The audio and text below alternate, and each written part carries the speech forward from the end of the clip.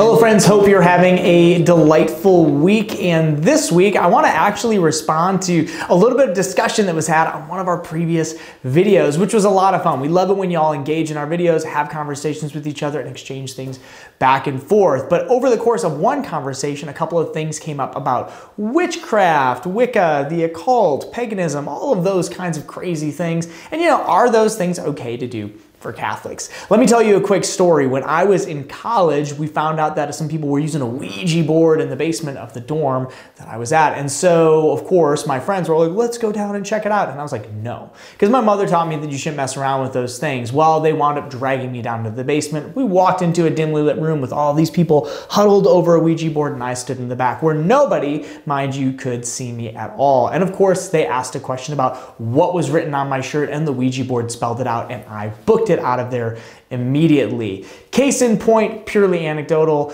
those things are more powerful than you might think. They're not toys, and in fact, the reality is our intent is using them to open up a spiritual realm. Now, here's the thing with witchcraft, Wicca, the occult, Ouija boards, whatever, those are not okay things for Catholics to use. There's no circumstance, no situation, no time, no problem, nothing where you would need to be engaging in those things. And here's why.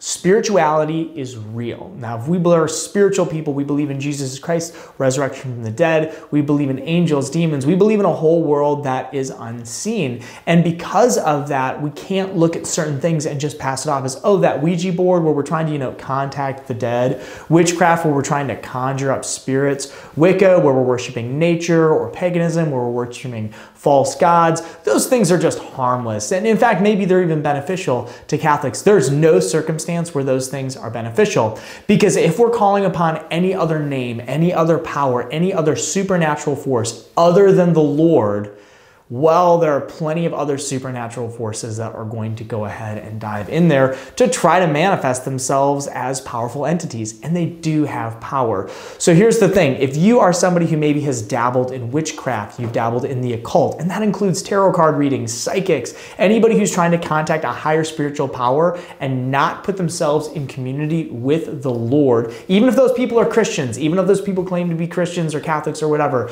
you really need to actually repent of that. And I know that that's like, wow, that's really stern in a video, but those things leave a spiritual mark on us, and we need to go and confess that as a sin and be forgiven of it and seek God's grace, God's healing, and God's mercy, because that can have a deeper spiritual effect than we realize. There's a reason why in college I didn't even want to be near a Ouija board, even if I don't believe that I could be harmed by that. Simply by being in the same room with it, I felt uncomfortable. And those people who are dabbling and trying to contact spirits, sometimes people get more than they bargain for.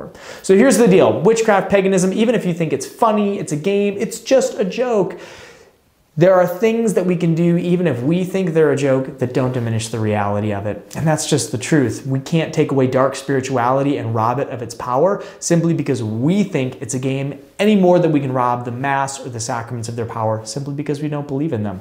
So that's my advice to you. Steer clear of it. And if you found yourself dabbling it in the past, go ahead and bring that to confession. Find grace, mercy, healing, and forgiveness. It's there for you.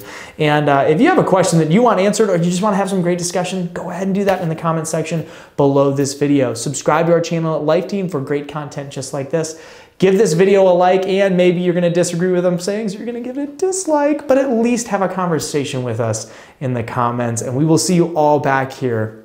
So just a quick review. There are some witch-related things that are whimsical and comical that are actually not a problem. Just for clarity's sake, witch-shaped Halloween cookies, delicious. Go for that. Witch costumes that are kind of fun and goofy, and you're dressed up with your younger siblings and you go trick-or-treating, that's totally acceptable, but just make sure you got a big wart on your nose. That movie Wicked, that's totally fine. However, trying to put a hex on your ex-boyfriend, ex-girlfriend using a book of witchcraft spells you found, not okay, don't do that.